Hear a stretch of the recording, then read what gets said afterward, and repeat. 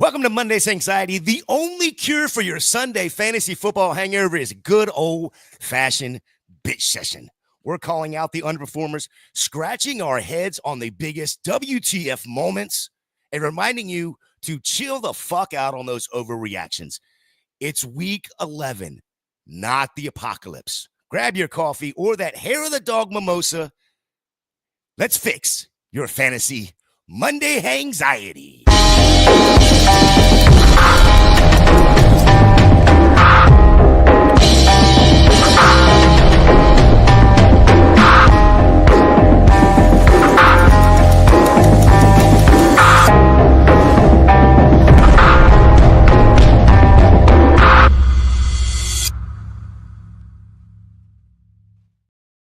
Welcome to Week 11's Monday's Hangxiety here on Club Fantasy FFL.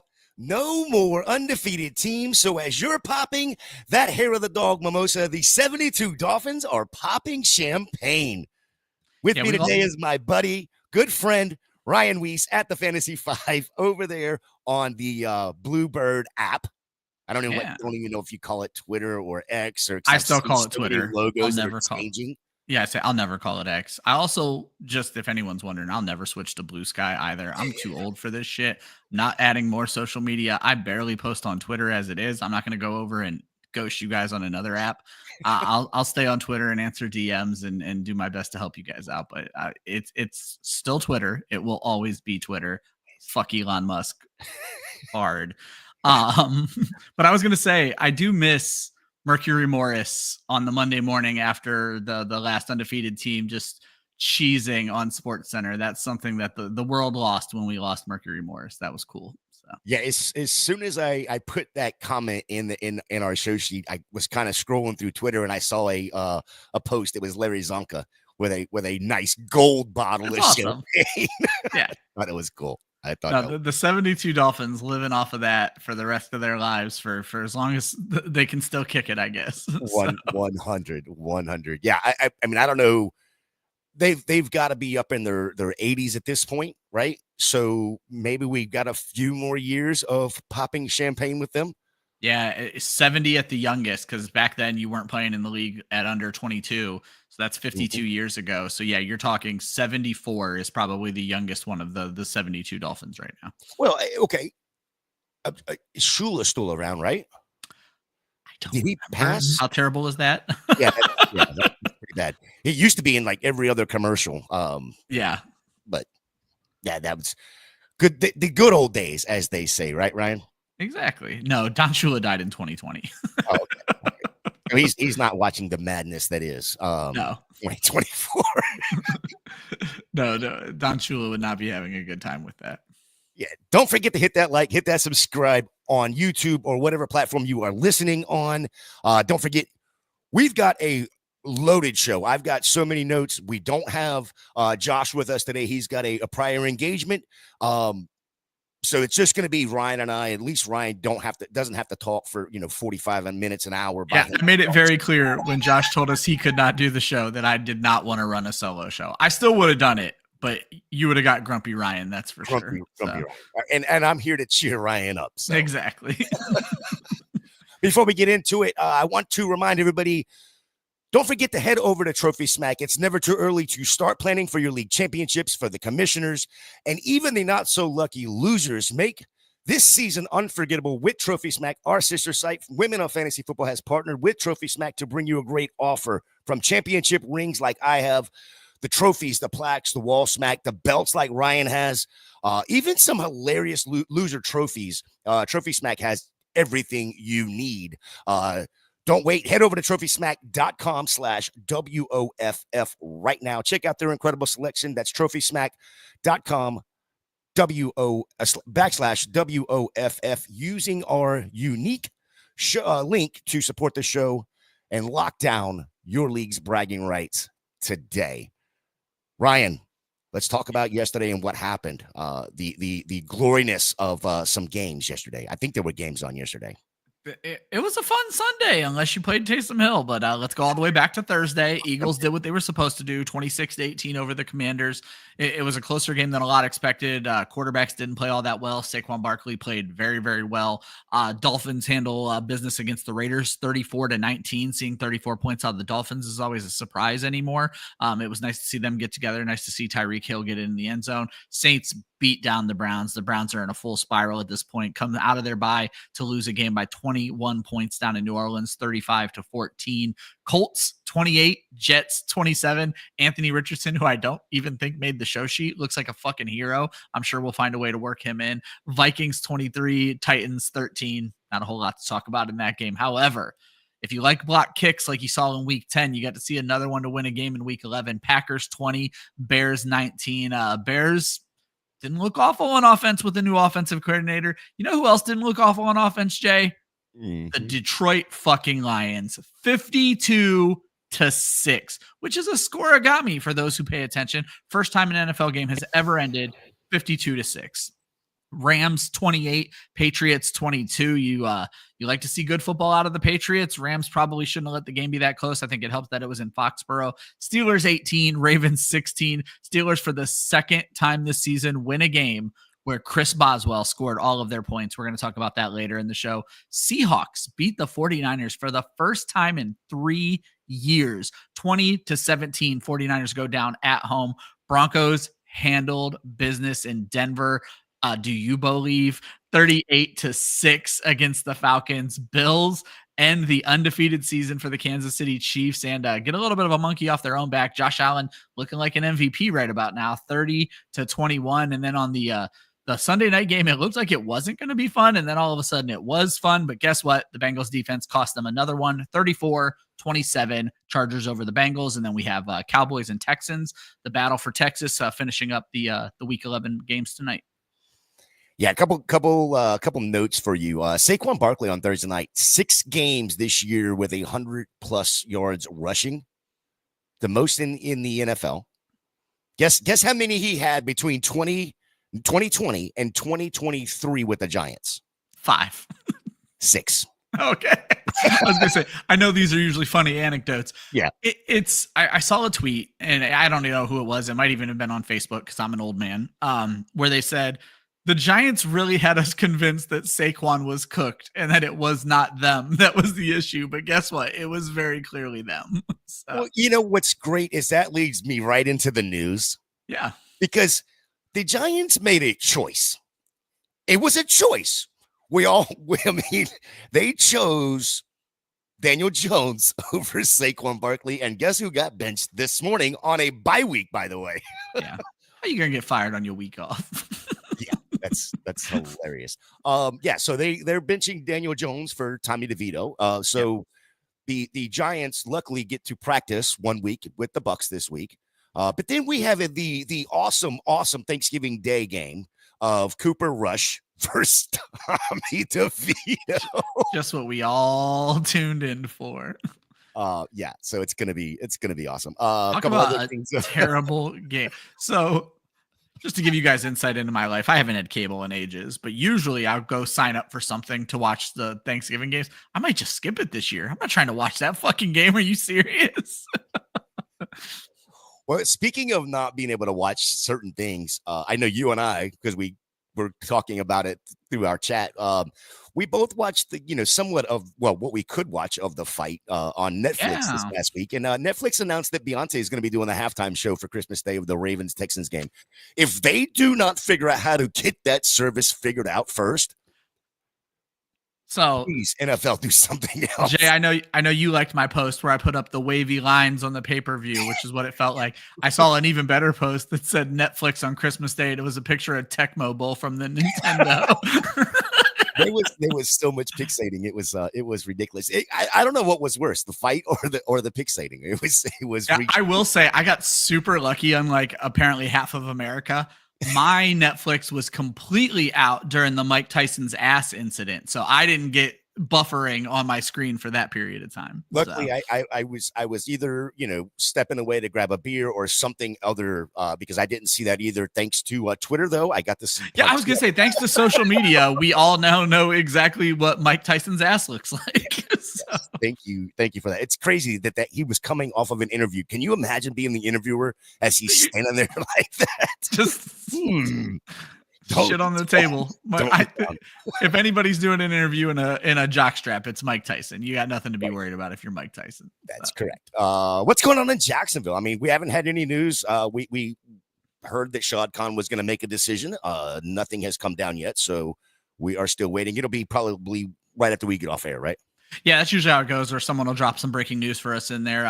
They pretty much need to clean house. I'm not of the belief, and I don't think they can, that they need to move on from Trevor Lawrence, but you need to get a coach in there that understands Trevor Lawrence is the future. And I just don't know that the people that are there right now understand how important you need to be around Trevor Lawrence. Like, thankfully, they got Brian Thomas in there. They have an offense that can do some work. You need to build offensive line, but if you look at the Bengals, you also need to avoid some of the mistakes of the Bengals. The Bengals have put so much time and effort into keeping Joe Burrow upright.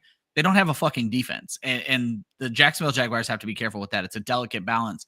But now that you've paid Lawrence, it's just like there's a lot of questions on how you're going to rebuild that team. So. Yeah, rough. It wasn't great. Let's get into some of these chat questions real quick. We got the chat popping off early.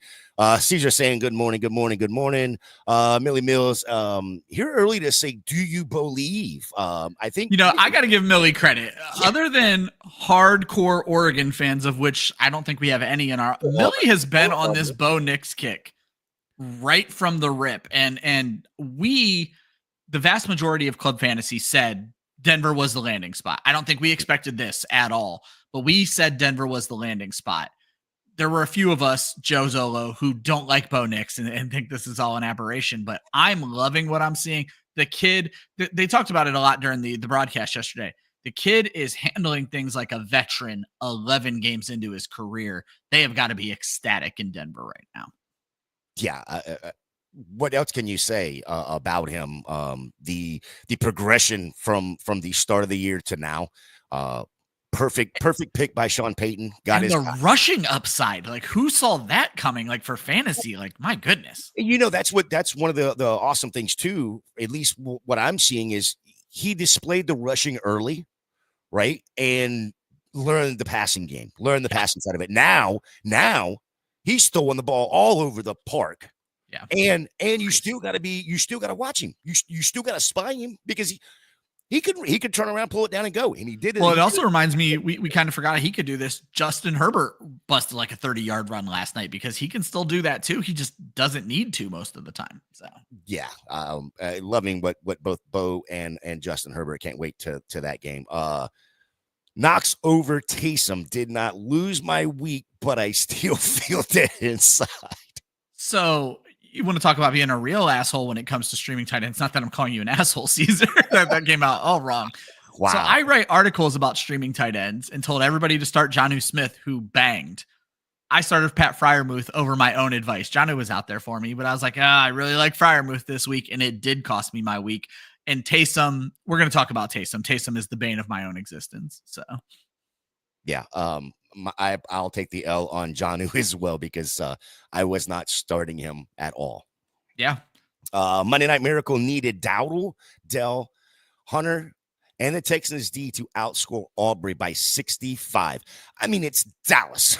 Yeah. All right. So Aubrey's going to get probably at 12. So you're going to need 77 out of the Texans D, Danielle Hunter, Dell, and Dowdle. It's a big ask. I think you're probably going to lose this one by 23.7 points. Not to be exact or anything, but 23.7.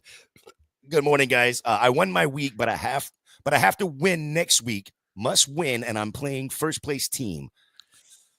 So, Mateo, before you freak out, are they dealing with week 12 issues? Or are you dealing with week 12 issues? Beating the first place team next week is not going to be as hard as it sounds. Because week 12 is a hell of a bye week, Jay. That's a bad bye week. If they're Bengals dependent, if they're Falcons dependent, you could come out of this pretty well.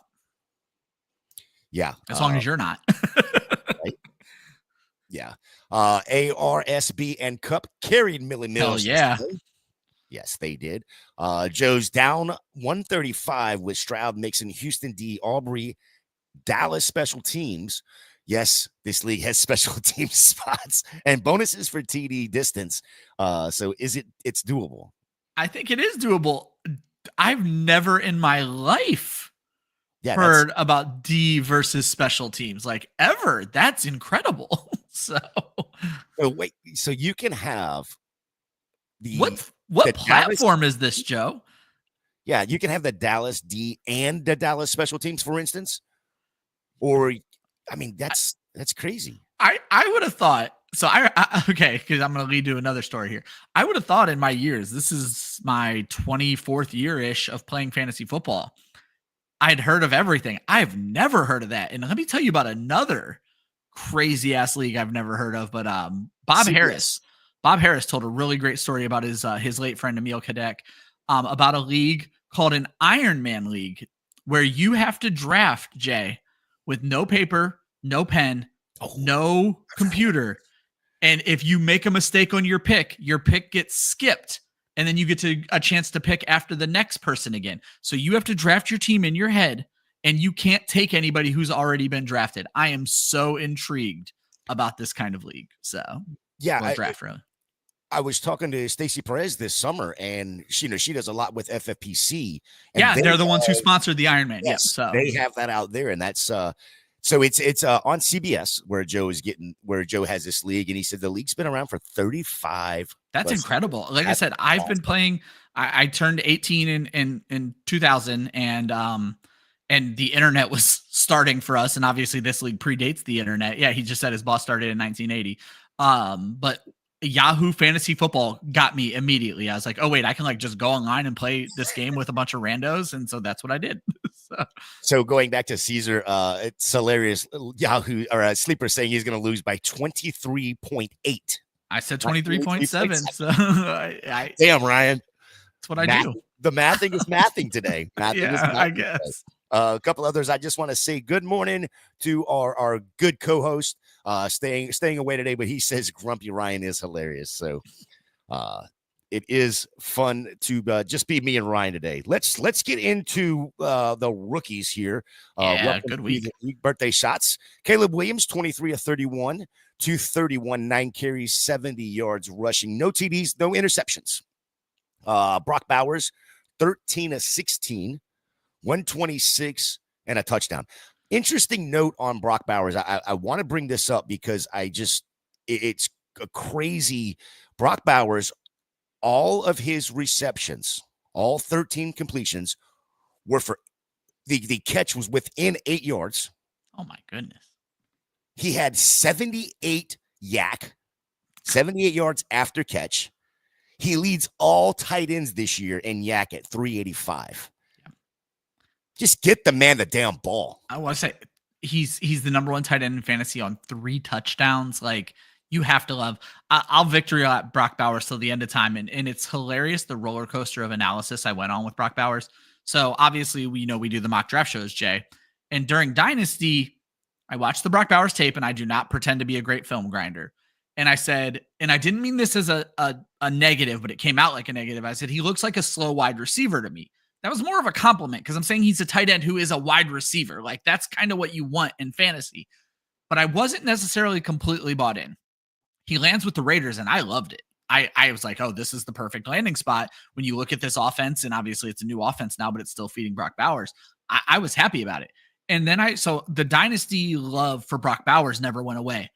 In redraft, people acted like he didn't matter anymore. And I'm like, oh, okay, we're fucking up here. Plain and simple. Like, this kid is a quote unquote, and I hate the term, generational talent, but he's a beast. He put up numbers in college that nobody saw from the position before. He goes to a great landing spot, and people backed off. And I was all in. I said, no, give me all the Brock Bowers. Like, you want him on your team. So. Well, I think that's true because, in me personally, I was out on the landing spot, but I always say, and you know this, we draft for talent.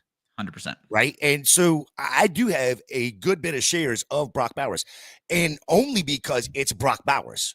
Yeah, exactly. I didn't draft You weren't going in because he's a Raider. No, but I'm completely opposite of you, and I'll take the L on the landing spot because I didn't like the landing spot, but I didn't care when it comes to drafting. Well, yeah, you're a big college football guy too, so you Correct. saw what he did in college. I watched it all after the fact. So. Right. Drake May, 30 of 40, 282, 2 touchdowns, and an interception. This is the third time in 6 starts for May that he's had multiple touchdowns. Yeah, in back-to-back games, he's ended the game with interceptions. I was gonna say, I mean, when you have that offense, they have no weapons, 0 weapons. It was great to see Kendrick Bourne back this week.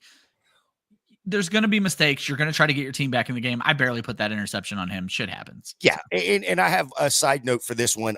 Drake May, for me, is the dynasty play. He's not the redraft. 100%. So, Xavier Worthy, 1 carry, 7 yards. I was like, he had a lot more than 1 catch. 4 or 5 receiving, 61 yards and a touchdown. Every bit of that was in the first half. Yeah, and it was 1 drive for like all the catches. Yeah, ghosted in the second half. There was a pass on the sideline that he caught the ball, but his feet were out of bounds. I'm blaming that completely on Patrick Mahomes because he was wide fucking open. They did bring up, though, it was a bad pass, but they did bring up that's some rookie non-toe dragging shit right there. It is, 100%. And I saved this guy for last because it was an absolute a blast to watch what he did yesterday, and we kind of hit it on already. But Bo Nix, 28 of 33, 307 and 4 touchdowns, a 145 passer rating, 85% completion percentage. First rookie in NFL history with 4 touchdown passes, 0 interceptions, 300 plus yards, and a completion percentage above 80% in a single game. By the way, if the Denver Broncos played in the NFC South, they've beat the Falcons 38-6. They beat the Bucks, my Bucks, 26-7. They beat the Saints 33-10, and they beat the Panthers 28-14. Give them the fucking NFC South title already. Yeah, if the Broncos somehow don't make the playoffs, I feel like they should get the NFC South seed. They just gotta go over there. Yeah, exactly. But man, wow. And spread the ball around like crazy. Insane. Let's talk about some of these injuries right here, Ryan. A couple injuries. Actually, and we kind of hit on this before the show. But not very many injuries. Nice to see a couple weeks in a row, but not very many. Darnell Mooney did have a hamstring issue. Gabe Davis has a meniscus. Alexander Madison left with an ankle injury. Zamir White also left with a quad injury. And then IDP wise, Alex Anzalone, Roquan Smith, Denzel Ward, Nick Bosa all hurt and did not come back into the game, Ryan. Yeah, that Raiders running back room. This dude Dylan, I don't know if it's Lob or Lobby. I've always said Lob in my head. He's been a healthy scratch so many games this season, but now they may actually have to throw his ass out there. And I like seeing rookies come into a game this late in the season. He was looked at as a PPR kind of guy who might be able to go in there and do something for the Raiders. Could be interesting to watch to end the season. So, yeah. Let's see. We got any chats? Good morning, Charlene. Good morning. I know it is early out there. She says, as a Broncos fan, absolutely thrilled. She probably hasn't slept. You said it's early out there. She's just out here just living off of Bo Nix adrenaline right now. So partying it up out there in California. That's how they do it. Taysom Hill will pay for his crimes. Caesar, 100% agree. This is ridiculous, and we'll get to that. We will get to it. Yeah, we'll talk about it. Joe says he didn't go against Taysom, but the teams that had him needed to lose, and they didn't. So I told you guys this story last week. I played the worst team in a dynasty where I was first place, and he very clearly started a team that it meant to lose, but he left Jamar Chase in his lineup, and he beat me because of that. And I was like, yeah, that sucks. So, All right, Ryan, let's get to the shot of espresso. Quality performances that got the juices flowing, and guess what? No, Josh, you got the thumbnail. I do got the thumbnail, and it had to be Jared Goff, though. We joked that Bo Nix needed a chance, but while Bo Nix did it as a rookie, Jared Goff went for 4 bills, and that gets the thumbnail. 412 yards, 4 touchdowns, and perhaps more importantly, for people who watch the Week 10 game, no interceptions for 5 interception Jared Goff. I was a little worried to start Goff this week, Jay, and he put that to bed and even added 21 rushing yards for good measure. What a day. TDs on the first 7 drives. If you watched any football yesterday, you heard that stat. Absolutely incredible. 9 different people caught a pass, 5 different people scored a touchdown, and more importantly, everybody ate, and I do mean everybody. Managers with Jake Bates were probably in dire straits on 7 points in the first 7 drives of the game, all extra points. But my man goes out and boots a 54-yarder. If you got points for distance, you got 12 points out of Jake Bates this week, making him the kicker too. Everybody feasted in that Detroit game, and you have to love the bounce back from Jared Goff. Jared Goff has had some weird games this season. He had that 3 touchdown game where I think he didn't even pass for 150 yards and was still like the QB 12 on a 3 touchdown game. So a game like this where he comes out and he's the QB 2 on the week because Taysom Hill is technically a QB. Jared Goff is the QB 2 with 412 yards, 4 touchdowns, no picks. The no picks is just the big thing after what we saw in Week 10, Jay. Yeah, another week where Jared Goff doesn't throw the ball 30 times. Yeah, he's doing it on such weirdly low volume. But I was happy to see the yards this week. But the efficiency. I mean, he's like an 80% passer every game. I'm playing I think it's the 4th game this year that the Detroit Lions have had more touchdowns than incompletions. Yeah, well, you brought that up that at one point during the season, he was on a 3-week span where he had more touchdowns than incompletions. But here's how you know Jared Goff's efficiency has cracked the football world. I'm playing a buddy of mine, 16-year-old kid at college football yesterday, and he's whipping my ass because I'm 40 and he's 16. But in the first half, he didn't have an incomplete pass, and he goes, "I'm having a Jared Goff game." I said, hell yeah, the 16-year-old kid just busted out that he's having a Jared Goff game. So. Everybody that faded Goff yesterday was living off of 1 week, and it was last week, right, where he had the 5 interceptions. You take that week out, you know how many interceptions he has on the year? You can count them on one hand. I was gonna say, I thought it was 2 or 3, but it's 4 regardless. 4. Yeah. So yeah, Jared Goff, absolute stud. Of course, he did make the show sheet. I was wrong. Yeah, I literally just saw it, Jay. Yep. So yeah, go in on your Florida boy. Man, I don't know what to say because I was on board with sitting him this week. But an absolute stud. Anthony Richardson, QB 5, 28 fantasy points. Insane. 20 of 32, 72, a touchdown, no pick. Didn't rush the ball a ton or for a lot of yardage, but 10 for 32. But he did get 2 touchdowns. I was just going to say he ran for 2 very important touchdowns. 2 very important touchdowns. Josh, this is Josh's guy right here. Listen, if y'all aren't paying attention on Wednesdays, Josh called this on Wednesday. So, yeah, man, the TDs were impressive, to say the least. Josh, I'm not reading all of these notes. I apologize, but I'm not doing it. We're not trying to spend 2 hours here, Josh. Right. Come on the show, Ryan, if you want your notes. Ryan, I don't even want to. I'm going to mute you so you can just talk to yourself about this next guy. All right. So I do want to say in the show sheet specifically, it says we have to talk about Taysom Hill, right? Because that's kind of where it stands right now. He is the number 1 fantasy player on the week, regardless of position. In a standard PPR league, my man scored 41.5 fantasy points. In Scott Fishbowl, it's like 67. He actually had 2 turnovers in the game, so it could have been an even higher output. But I do want to give a little credit where it's due. My biggest issue with Taysom Hill is that he should not be called a tight end. No. I will end with the point that I've been making for ages, so we'll get to that. But he finally did some things that a real position player does. He's a real boy now. 138 rushing yards. That's a career high. 8 catches for 50 yards. I think both of those are actually career highs, but I know the catches are a career high. 8 catches. That's some tight end-esque numbers. He even completed an 18-yard pass, and if you missed it, he returned a kick for 42 yards in this game. So my issue with Taysom Hill has always been the tight end label. He is almost certainly a quarterback, but if you want to get cute, he is a running back in fantasy football. I don't understand where they listed him as a tight end. He's an H-back. And I understand that that's more of the tight end than it is a running back, but he runs it in the traditional H-back sense. He is a running back, and we need to fix this in fantasy football. He is the ultimate cheat code right now. The long and short of it is, if you are streaming tight end or if you have a tight end on bye, there is nobody better to start than Taysom Hill. There is literally no reason to start anybody except Taysom Hill. He's the only one who can do at tight end what he does. I was actually just looking at this past week for my home league.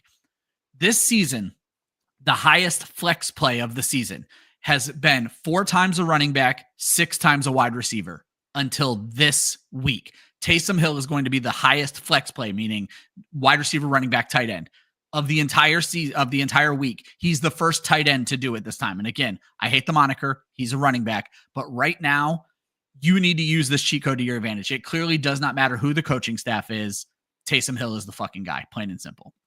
Yeah, Joe is coming for your throat right here. 78 points in his league that he scored, and he says, "Quit crying. It's good for fantasy." But I'm with you, Ryan. I absolutely hate that he has this dual designation, and he doesn't even have the designation the position that he truly plays. Yeah, exactly. Yeah, like I said, I've been saying it for 3 years. He's a running back, and my evolution through Taysom Hill in fantasy football. 3 years ago, when I was doing my stream of the week article, I refused to list him. I said, no, I won't do it. He's bullshit. And then 2 years ago, he was my number 2 streaming option every week. I refused to make him my stream of the week. Last year, I played with it. This year, I've played with it. So I've been all over the place. But putting it bluntly, Joe is right. I do need to quit crying. It is, I'm going to say, somewhat good for fantasy football, but I will stand pat. If there ever comes a week where you're like, Mark Andrews is on bye in week 14, who should I start? The answer is Taysom Hill. If he is out there, which he won't be now, the big trap with Taysom Hill is do not expect that again this week. That's how you get burned on Taysom Hill.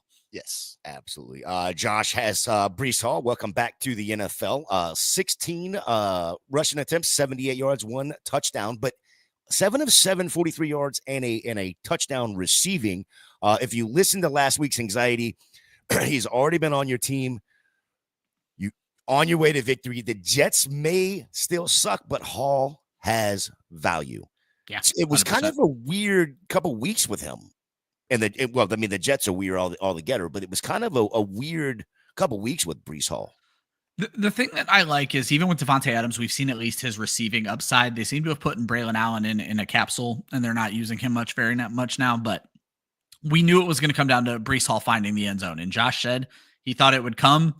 It took a little while in this game as well, but we did finally see Breece Hall finding the end zone. Yep. All right, one more for you, Ryan. What you got? It's actually a very similar situation to Breece Hall, and that's Josh Jacobs. Again, I'm going to victory lap. He is the RB4 this week, 76 rushing yards and a touchdown, and added 4 catches for 58 yards. Back in week 4, when they were making such a big deal about Josh Jacobs is not scoring touchdowns, I said, this is your buy window. At that point, he was like the RB26. And I said, go out. This no touchdown thing is not going to last. The volume is there. He's going to find the end zone. Since week 5, he is the RB9 in fantasy. And he's already had his bye. He's been playing hurt, and he is doing the damn thing. Josh Jacobs is a guy who's going to win somebody some fantasy championships as an RB2 because you didn't have to pay RB1 prices for him, and he is just completely balling out right now. I love what we're seeing from Josh Jacobs. Yeah, I love what Josh is doing. And I'm Josh Jacobs, not Josh Hudson. What he's doing there in Green Bay is phenomenal. Would have loved to seen the combo of him and Aaron Jones like we thought it was going to be for like a 24-hour period. That would have been awesome. Josh has got a guy on here that I had on my list because I didn't think Josh would bring him up at all. I love Jay's role in the show is Jay knows who we hate. And he's like, well, if you guys aren't going to talk about him, I'll make sure he gets talked about. Right? So, it's Jerry Jeudy, wide receiver 5 on the week so far. 26 fantasy points, 6 of 11 for 142 and a touchdown, a long 89-yard touchdown in the first quarter. He did everything we thought Cedric Tillman was going to do. Yeah, he made it where Cedric Tillman yesterday was not fantasy. He was the possession guy all of a sudden, and that's not what you want out of Tillman.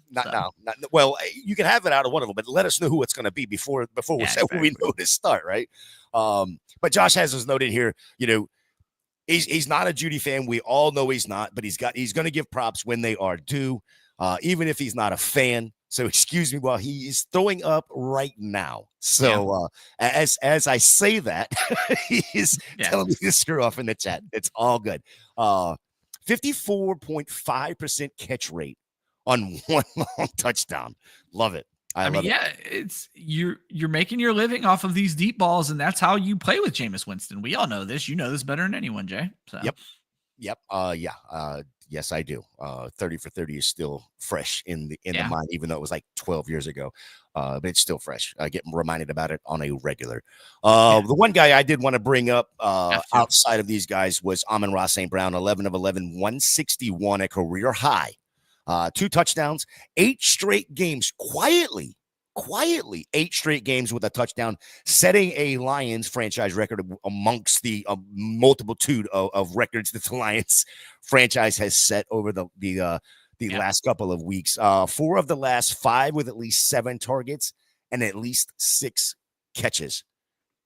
Can we say Amon-Ra is still viable?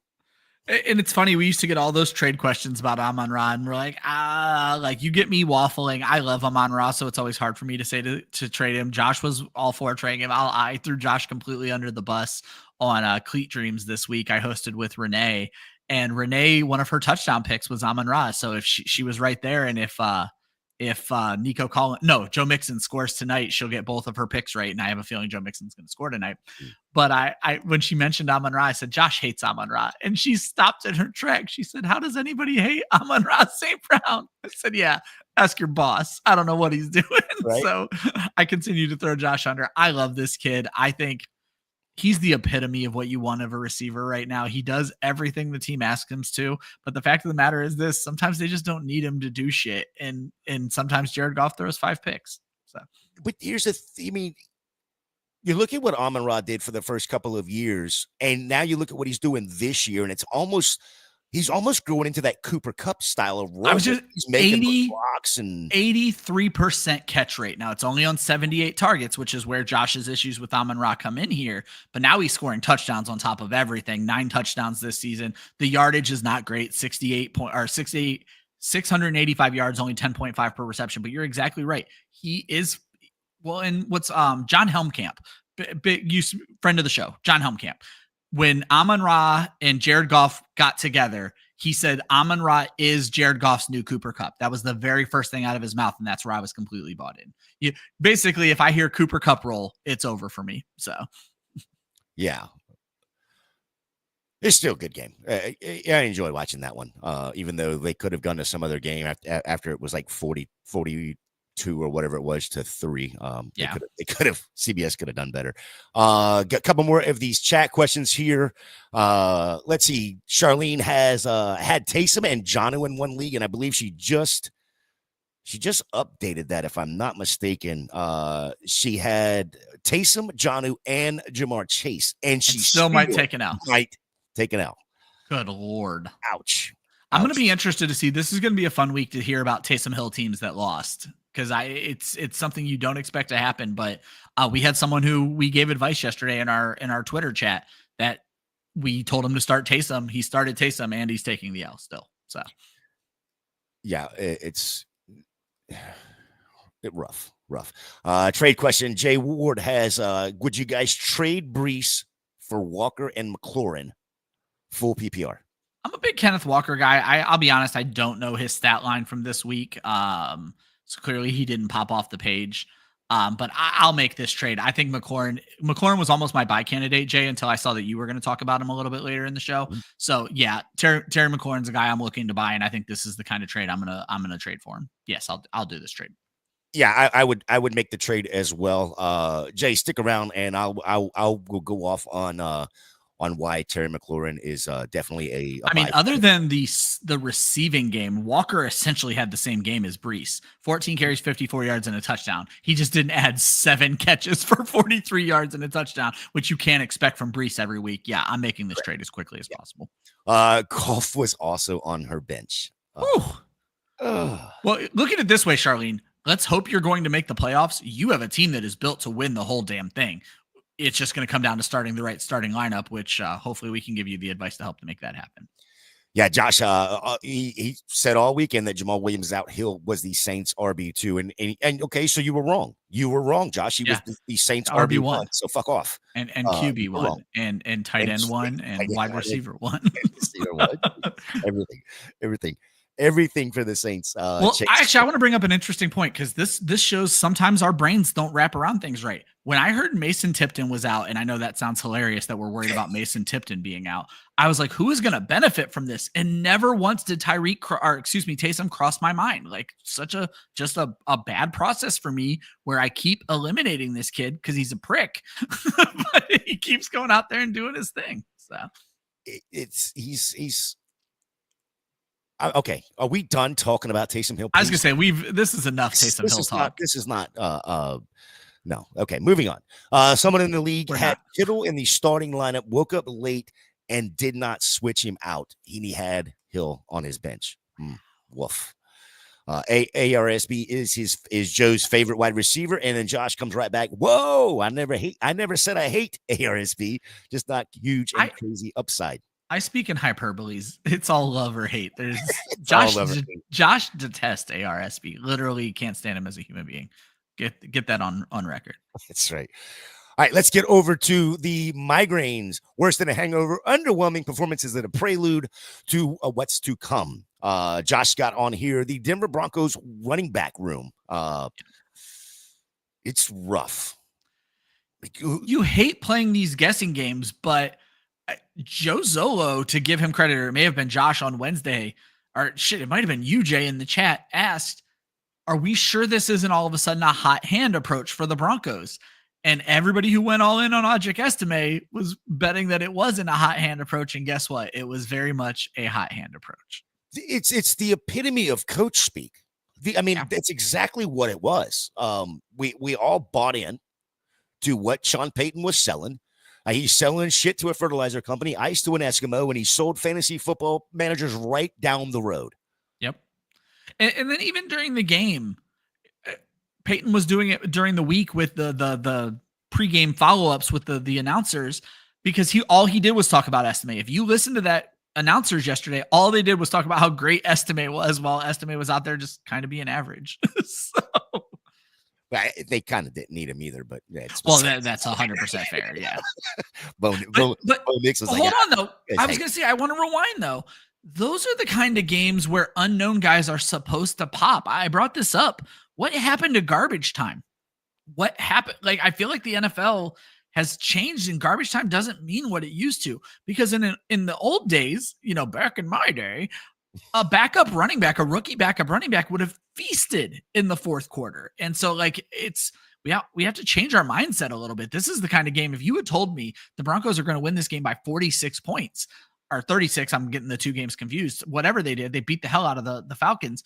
I would have been like, oh, this is going to be a great Audric Estimate game. And that's not what happened. So. No. And you did see a little bit of Michael Penix Jr. yesterday for what that was worth. But second time this season, I think, maybe even third. Who's your migraine? So this category is about, do we think it's a prelude of bad things to come? So I'm going to talk about two guys, one that I do think is a prelude, one that I don't. And I want to start by the Steelers offense. I feel like this is something that needs to be addressed. I don't want to say this is a sign of bad things to come, but this is the second time this season where their kicker has scored all of their fantasy points, or all of their real points in fantasy, but all of their real points, and they won the game. So it's great that they won. But my question, Jay, and what worries me a bit, have we ever seen an offense just flow through a 50-50 wide receiver like we're seeing with George Pickens? This man cannot separate for shit. You have to throw moonballs to him. They use the term moonball like 800 times in the game broadcast yesterday, and they brought up that Russell Wilson leads the NFL in completion percentage of balls thrown more than 20 yards. The long and short is, that's all well and good. You cannot win that way. I mean, they're doing it, so I sound like an asshole right now. But I did want to just kind of point out, no touchdowns against the team that just gave up 5 touchdowns to the Bengals. I'm sure Steelers fans are ecstatic right now, but this is very frustrating for fantasy, and I don't know that it's something where they can keep winning. And then in that same game, we talked about this in the club fantasy chat yesterday.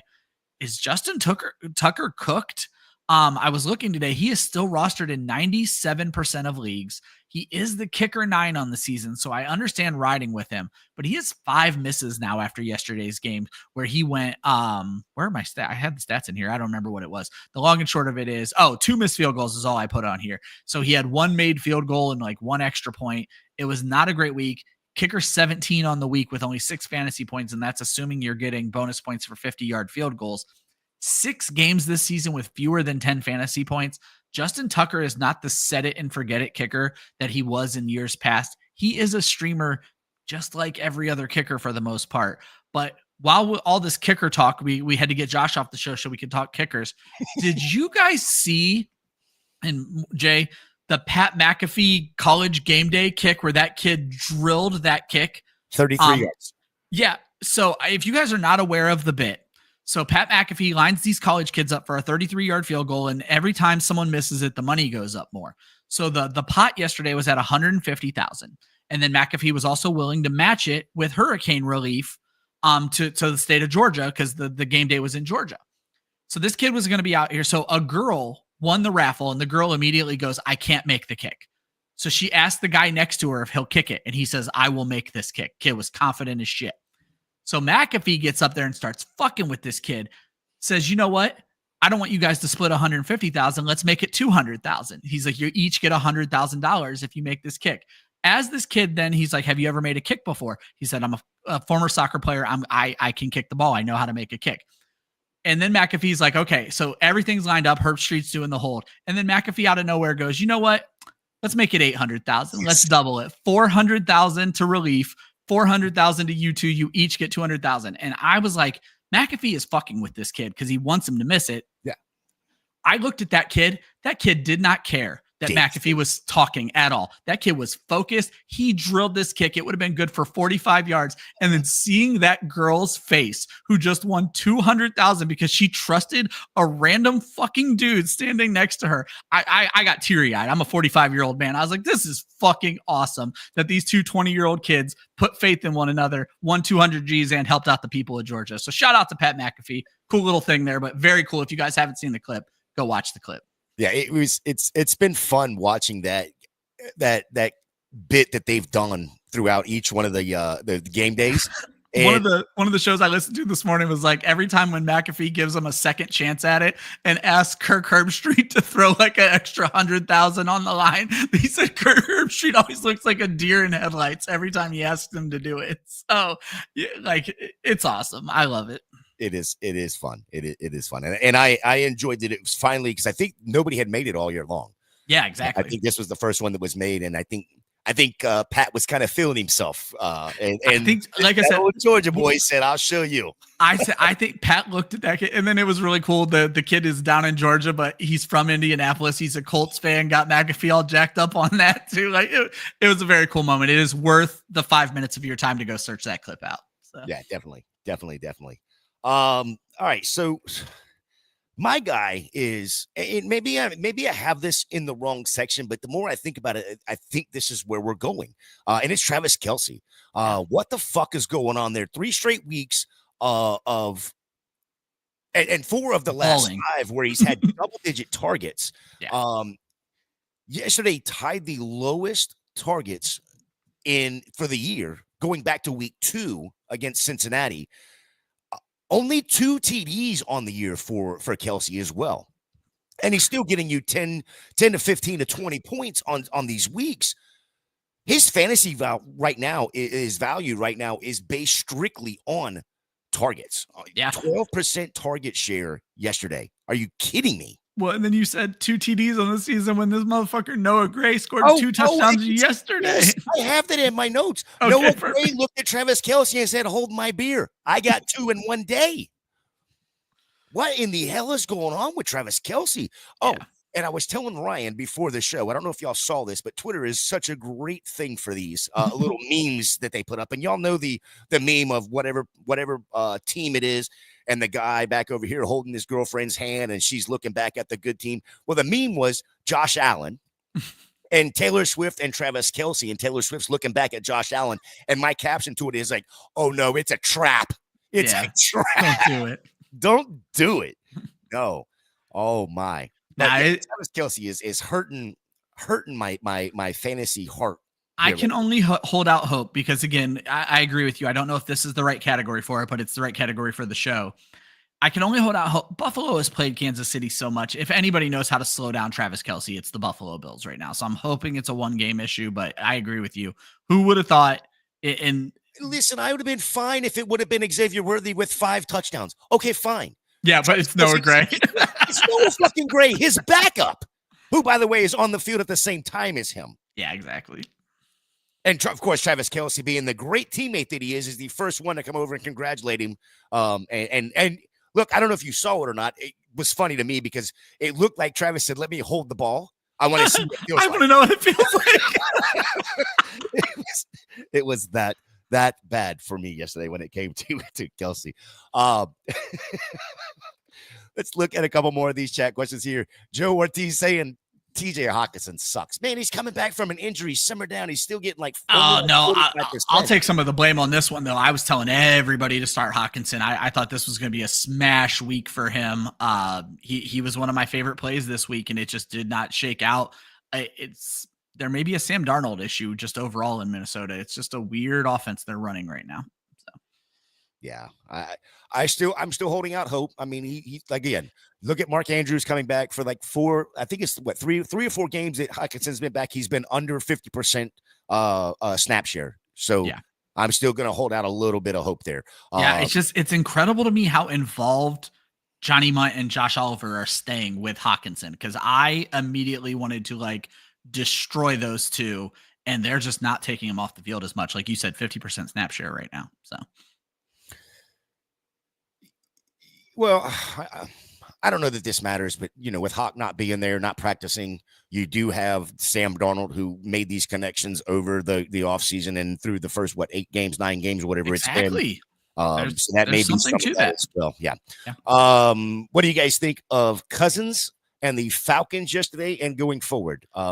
They're actually my chill the fuck out this week, so I'll talk more about them later. I'm not panicked. Yesterday, I felt like they were bad. And to be honest, they didn't look that great the week before either. They got to keep Cousins upright, but I'm not overly concerned about them right now.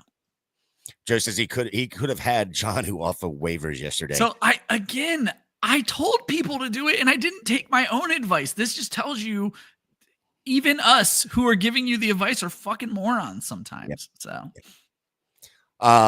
Joe says going back to the Pat McAfee stuff, he was also you were I'm a teary-eyed guy. I don't mind admitting it. I'm an emotional guy. It's how I live my life. So Joe says he has 0 stock in Kelce and he has Gray in Dynasty. Yeah, I have Gray in Dynasty too, but he's on my fucking taxi squad. I will say I started Gray twice. Well, I started Gray twice this year on a team where I had Evan Ingram and no other tight ends. But I started him when he was getting nothing. I didn't start him this week. Is the Bills D legit? I have a dynasty. I haven't started them all year. So, yeah, as someone who's been studying this, the good defenses seem to be playing well against good offenses. The Bills have been like a top 5 play this entire season. They're not getting after the quarterback, which is why you're not in love with them, but they are forcing interceptions, 13 picks this season, 8 fumble recoveries, and 2 defensive touchdowns, which doesn't sound like a lot, but it's still, we thought this kick return game was going to change the NFL. It did not. They're still allowing a decent amount of points, but the fact of the matter is this, those turnovers are what they're living after. I'd like to see him get after the quarterback more, but I do think they're playable regardless of the offense. I think you stick with your studs on defense this week. So, yeah. Millie Mills telling me don't talk shit about the Falcons. Well, y'all were talking shit a few weeks ago when Denver beat us, but hey, that's okay. Y'all allowed more points and scored less points, so we won't talk too much shit. How about that? I don't think the NFC South is in a shit talking position right now. Well, right now we're not. However, I did see a stat though. If the Bucks, they showed all the teams, of course, but if you took every 1-score game and flipped it the other way, the Bucks would be 7-3 right now. So they're the opposite of the Vikings from 2 years ago. Yeah, number 1 in the NFC.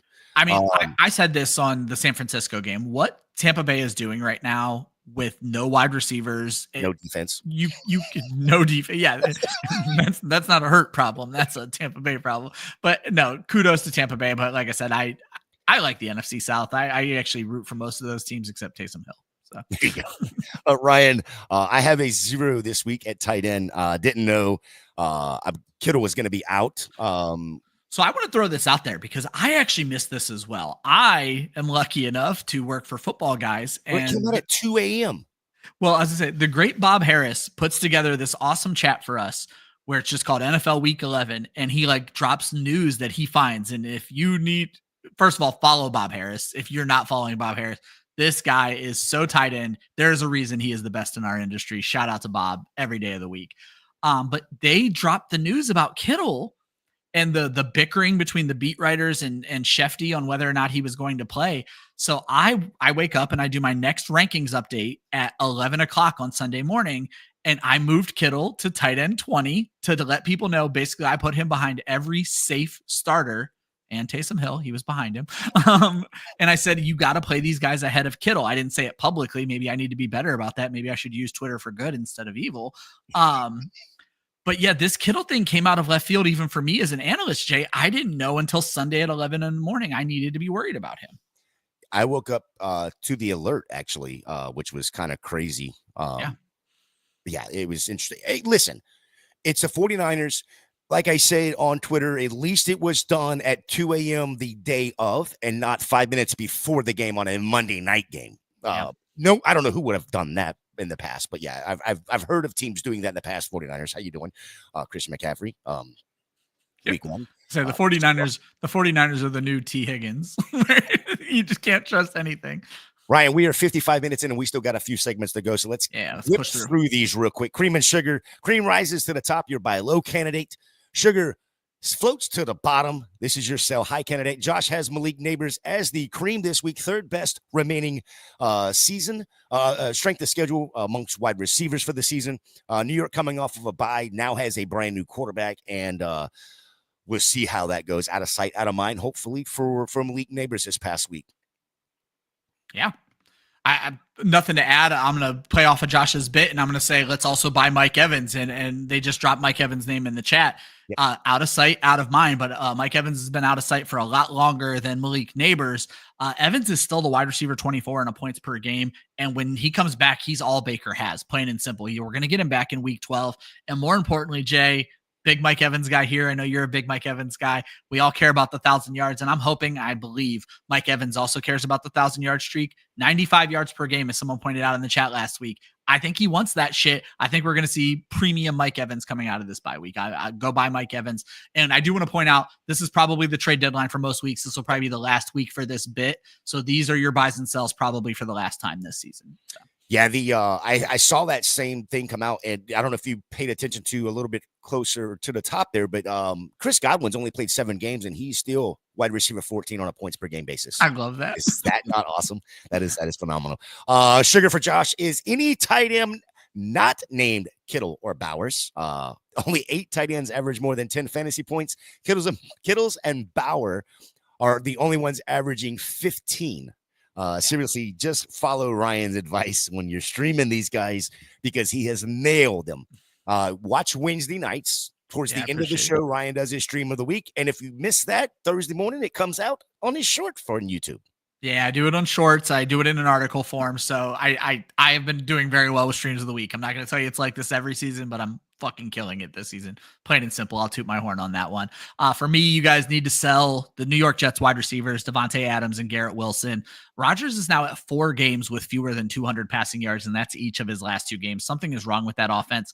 I personally said this when it happened. I think they made a mistake firing Robert Saleh. I've been reading reports that even the locker room was not for them firing Robert Saleh, so they may have turned their own team against them when they did that. Going back to Rodgers, he also has 4 games this season with 1 or fewer passing touchdowns.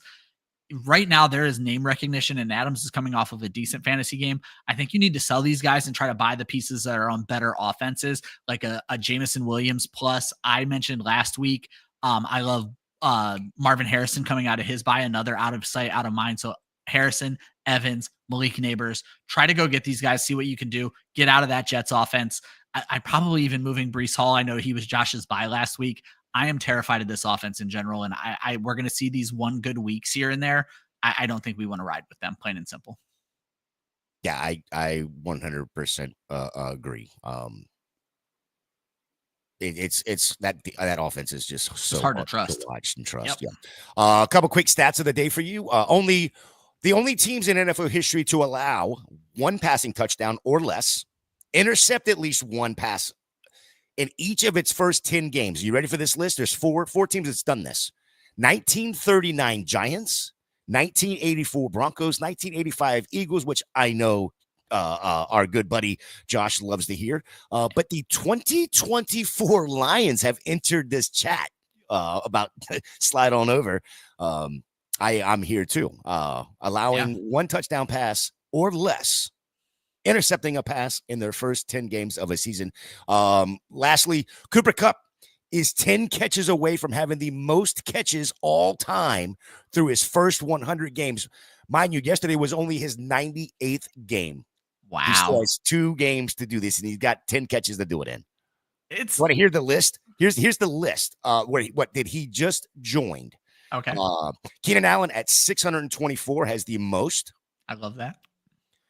Antonio Brown at 622. He was good. Julio Jones at 619.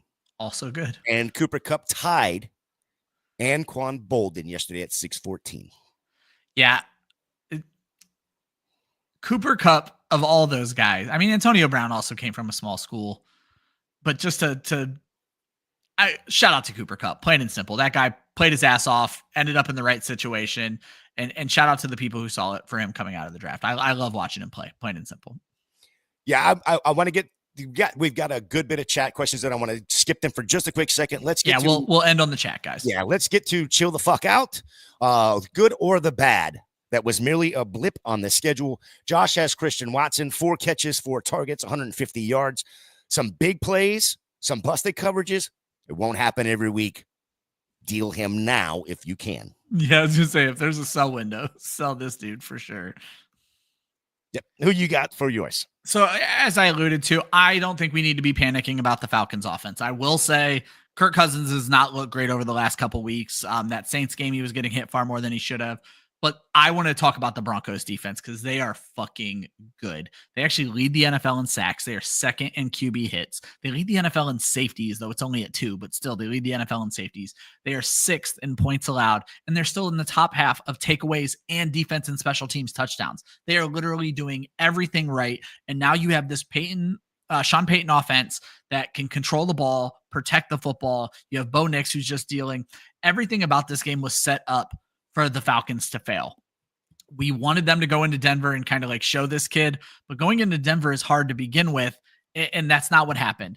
And then people are going to overreact to Michael Penix coming into the game. This was mop-up duty. They have to get Penix as many reps as they can. Penix is not going to play this year. He is not going to play next year. They need to have Penix ready for 2 years from now to make sure he's ready to take over when Cousins is ready to walk away from the game. So I'm not panicking at all here. They still lead the division. They're fighting for a playoff race. They get this bye week now to get healthy, and then they come out of that bye against the Chargers, who just gave up 27 against the Bengals, Minnesota, who hasn't looked that good, Vegas, Giants, and Washington, who've all been pretty terrible on defense lately. So I think they're going to come out of there by hot, and it's the right schedule for the fantasy playoffs.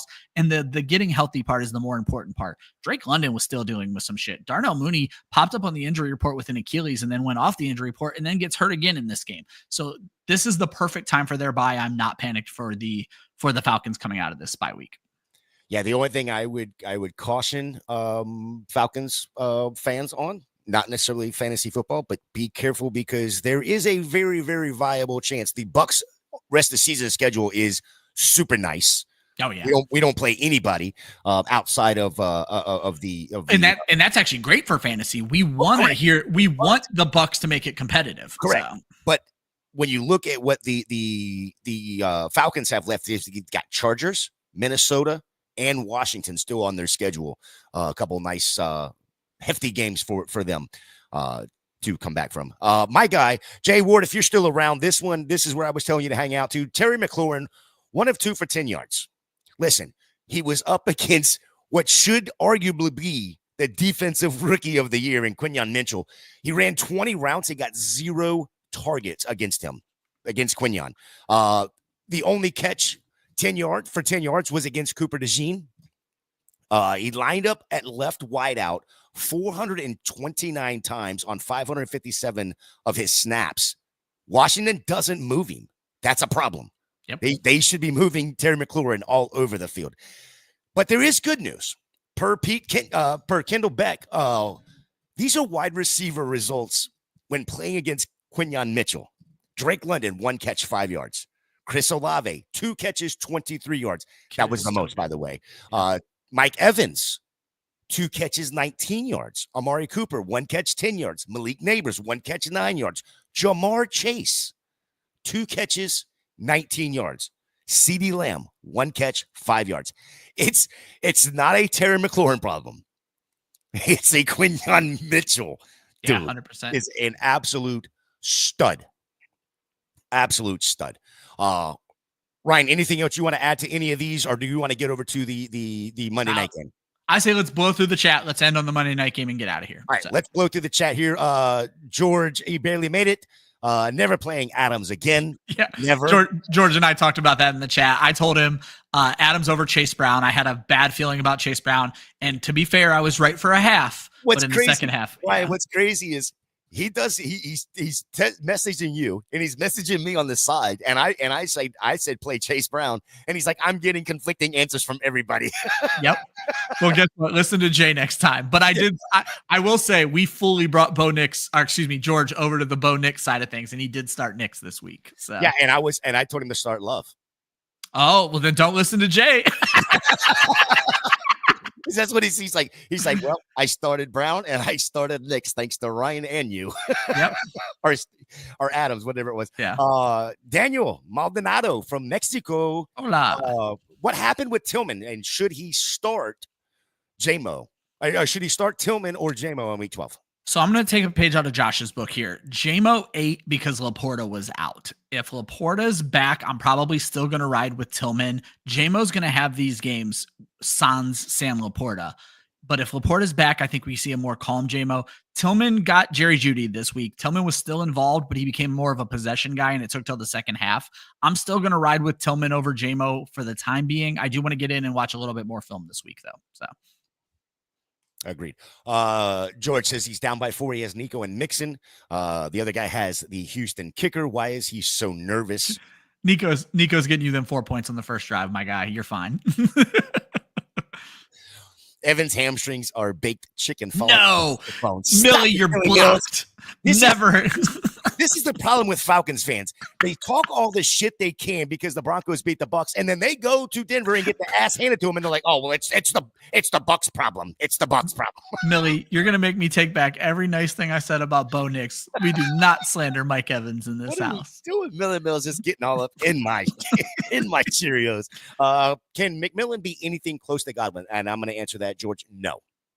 Sterling Shepard's going to play the Godwin role. I think Sterling Shepard is interesting down the stretch once we get Mike Evans back, if he can get healthy as well. Shepard, that is. Well, the problem is you've got however many wide receivers, including Sterling Shepard, including Jalen McMillan, including Chris Godwin, including Mike Evans. There might be about 7 others. All have hamstring issues. I don't know. Well, I was going to say, yeah, it's The Walking Dead in Tampa Bay right now. Yeah, it's insane. I'm going to trade Adams and Walker for Echan and Jennings. Echan is so fucking good. I cannot believe how much different this kid is. We said this before, I've never seen a QB dependent running back before. Davante Echan, QB dependent running back, and it's great. So, George, I will refrain from my Amon-Ra hate this week. Just need more of that next week. Hey, don't worry, Josh hates him too. Probably missed the segment, but Bo Nix is him. Yes. You did. We had like 4 hours of talking about that. Bo Nix is definitely we're all in. Yeah. Ken Walker got the TD, but how are we feeling about him the rest of the season? Concerning about his snaps with Charbonnet. I might have my blinders on for Ken Walker, but he's another. Putting it bluntly, he feels like Amon-Ra to me. I'm not. No one's going to turn me on Kenneth Walker. I can't and won't do it. I think he's fine. I think he's a key cog in this offense. I'm not worried about Kenneth Walker at all. Just me. Yeah, I mean, he's getting 70% of the snaps. I don't know. And I brought this up. Like, you are seeing Sharps play snaps. 30%. Walker. Yeah, but Walker 14 carries to Sharp's 4, and this is exactly the breakdown that it was last season. And when there are touchdowns to be scored, it's Walker. He's losing passing game work yet again, but I think that's more of a product of JSN figuring shit out than it is Zach Charbonnet. Not worried about him at all. Is Vale, the kid from Denver, worth picking up? Been hearing his name for about a month now. I mean, he looked good in the first half. He's a dynasty stash. You're not playing him in redraft. Yeah, I actually picked him up a bunch in dynasties. It seems Knicks likes him. Yep. Pitts or Otten rest of season. Almost has to be Otten at this point. I mean, it was a great. What should have been a great game script for Pitts yesterday. You know, with Surtain on London, Pitts should have been the guy yesterday, and just wasn't. Yeah. So as goes Kirk Cousins, so goes Kyle Pitts. 4 catches for 55 last week, 1 catch for 11 the week before that. He's all over the place, and right now I feel like Otten is the number 2 target. I'm going to ride with Otten in this situation. Yeah, even when our Falcons fan. Yeah, even when Mike Evans comes back this week, Otten is still going to be a target hog. He's proven that he can be reliable to Baker, and that's just that's not going to change. I don't see it changing at all. So George says, should he deal Walker or Chase Brown? He likes them both. Trust your gut here. I was wrong on Brown. Brown is probably the better asset. You always want to go on the better offense, and the Bengals are the better offense, plain and simple. So trust your gut here. Move Walker. Achane is solving all your problems anyway. So. All right, let's get over to the Monday night game with the Houston Texans visiting the Dallas Cowboys. Don't forget, sign up with Underdog using code WOFF. Claim your free pick and first-time deposit offer up to $1,000 in bonus cash. Again, that is code WOFF. Claim your free pick and your first-time deposit offer up to $1,000 in bonus cash. Ryan, thank you for that, because I forgot that was even there. No problem at all. I got you, buddy. So tonight we got the Houston Texans at the Dallas Cowboys. By the way, Houston is like 0-5 or something like that playing Dallas. Interesting. Little different this time around. I think Houston by 7. Over under a 42.5 over on ESPN Bet. I'll give you Josh's real quick. His favorite UD prop is Joe Mixon, higher than 87.5 rushing. Dallas allows 111 per game to running backs on the season. And I believe it was Joe Mixon that had 116 in week 7. Last week was the first time in the season that Mixon's had a full game and did not hit 100 yards. Yeah. I'm going to bet on the return of Nico Collins. I'm going to go higher than 5.5 receptions. He was averaging 7.5 in his 4 healthy games this season. And over their last 4 games, Dallas is giving up the most fantasy points to wide receivers. I'll be honest. They have not given up a 6 reception game to wide receivers yet. That stat did not go here for me, but I will say Nico Collins is a different receiver than most. And I think CJ Stroud's going to be, he's going to be a sight for sore eyes for CJ Stroud. I think he's going to feed him tonight. Yep. I got 2 of them for you. And by the way, I had to put this on here, but it was eye-popping to me that what a comeback. Fucking Josh started taking this shit serious, and now he's almost a 500. Is that 6-7? Ryan, you're at 5-7. I'm bringing up the tail end at 10-5. But that's because I like to do these twofers. Yep. I got Dalton Schultz higher than 2.5 receptions. 5 of the last 6 games, he's higher than that. And every game but 1 this year, he's seen at least 3 targets, and that game was week 7 against Green Bay, where he received 2 targets. The other one I have tonight for you is Micah Parsons higher than 1/2 sack. Parsons coming back last week, got 2 sacks. CJ Stroud has been sacked at least once in every game. Now listen to this, 34 times this season. Yep. CJ Stroud has been on his backside in 10 games now. Doing quick math, that's 3.5 times a game. 3.4 times a game. He is sitting on his backside holding the football. And one thing I'll say is if you watched the Cowboys game last week, I'm going to destroy this kid's name, but it was like Darren Overshone or something like that. Overshone. There you go. He was getting after the quarterback. I think he's going to miss this game, if I remember correctly. So I think you're going to be in really good shape with Parsons being able to just go wild this game. I do have a quick add-on for you. And I don't normally do this, but I think there's a trap on Underdog right now, and it's Rico Dowell. The line for him is 12.5 carries. You would think this would line up perfect for him, that this would be a rushing game for them. Only one game this year has he received more than 12.5 carries. He also line is 55.5 rushing yards. Only 2 games has he gone over that. And then the total 81.5 rushing and receiving, he's only hit that mark one time. Yeah, those do feel like traps. I will say, and now you have me questioning it, I do have a bet in right now where I have Dowdle over 40 yards as a part of a parlay. How do you feel about dropping it down to 40? I don't mind 40. I don't mind 40. I might have to go make a change real quick if you don't. Yeah, I don't mind 40. But there was another one that stuck out to me, and it was quite interesting. CeeDee Lamb, his line, 59.5 receiving yards. He's only not hit that twice. It was the last 2 weeks with Cooper. Okay, so it's not the great bet I thought it was. No, it's not. It's not. Let's end on this one right here. George says, I have a claim in, but someone dropped Kincaid. Do I fab dump and drop Ferguson? I'm already starting the Njoku. Yeah, I mean, you don't need him. Tight ends are not worth a fab dump, but I'll also say I don't see any big surprises this late in the year. Do you, Jay? Like, I don't think we're going to see anybody like you're going to put all your money on Audric Estime and get screwed over there. So if you think Kincaid is a piece for you, do it. Why the hell not? But don't drop Njoku, as Caesar points out. But you don't need 2 tight ends at all.